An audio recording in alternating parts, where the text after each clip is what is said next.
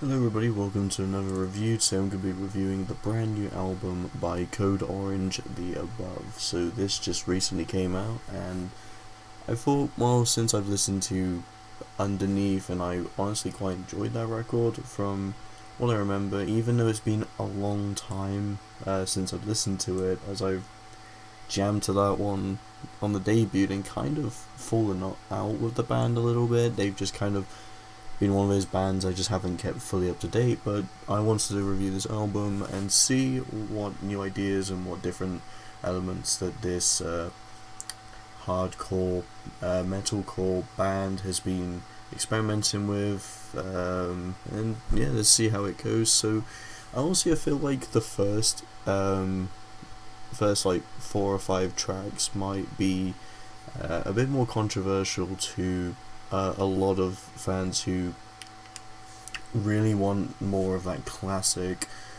industrial metal sound that they have brought into the earlier records, as this kind of experiments a little bit more with just new criteria. But at the same time, I don't think the ideas that they implement in the first 4 or 5 tracks are too bad, actually.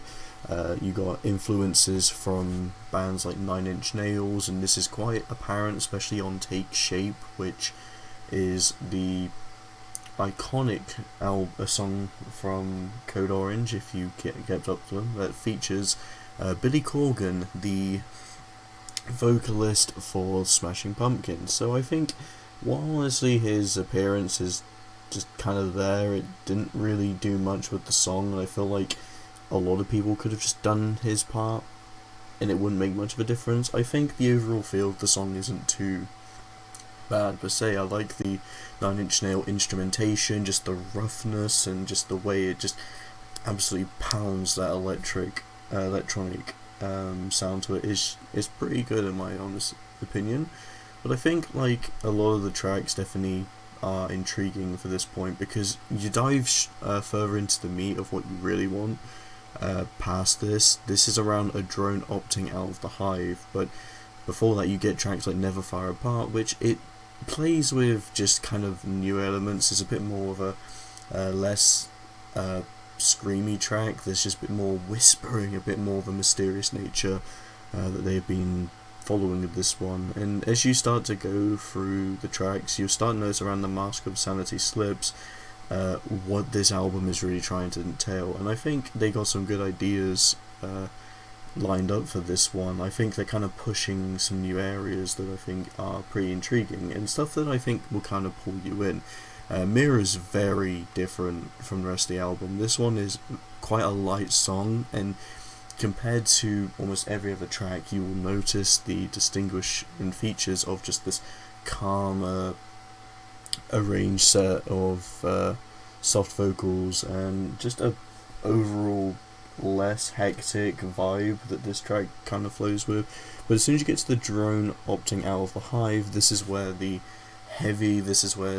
genuine loud comes out, and I think I can see this being a fan favourite for a lot of fans that kind of miss this sound, because it's not necessarily gone, but it's more or less mixed in with these new ideas. And the more you go into it, the more you notice that there's not just industrial metal fusions inspired by Nine Inch Nails, Fear Factory, some sounds like that, which you'll start to notice throughout the later tracks, but instead you're noticing more elements like grunge. You can go down straight to Circle Through, and you'll definitely hear something that just feels like has that more 90s grunge mix. And while the band technically does play in elements of hardcore punk, it's quite interesting that we are getting a lot more genres than what I recall Underneath having. But then again, it's been a while since I've been in Slap Records, so I probably might not even remember all the ideas that there's chucked up in here. But I found myself kind of drifting apart a little bit with this record.